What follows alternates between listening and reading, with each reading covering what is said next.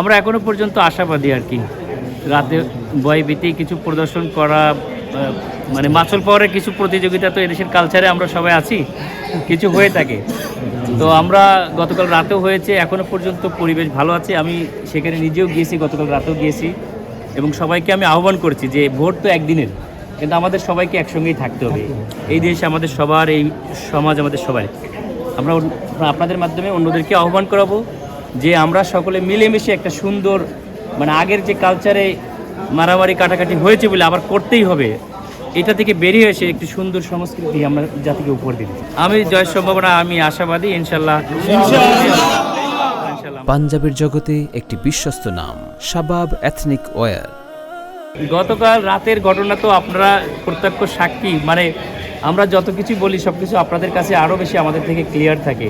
হয়তো আপনারা অনেক কিছু প্রকাশ করতে পারেন, অনেক কিছু পারেন না, সেটা আপনাদের মিডিয়া হাউস অনেক সময় অ্যাকসেপ্ট করে না, অনেক কিছু প্রকাশ হয়ে আবার ডিলিটও হয়। সুতরাং আপনাদের মাধ্যমেই তো আমরা আরও ভালোভাবে জানতে পারি।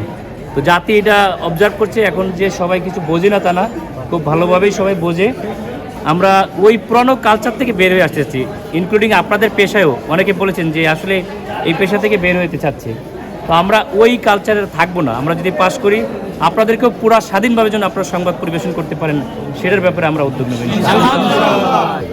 আমি তো আমার আসলে নির্বাচন তো ফ্যাক্টর না, আমার মানব কল্যাণই হচ্ছে প্রধান উদ্দেশ্য।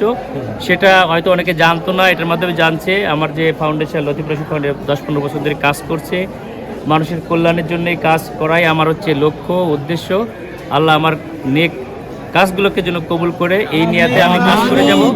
হার পরাজয় তো থাকবেই, এর মানে এই যদি পরাজয় হয় সেখানে আমার কাজ বন্ধ রাখতে হবে তা না। অবশ্যই এই মানুষের জন্য আমার যে দায়বদ্ধতা, মানুষের জন্য কিছু করার, এটা অবশ্যই আমি অব্যাহত রাখবো ইনশাআল্লাহ।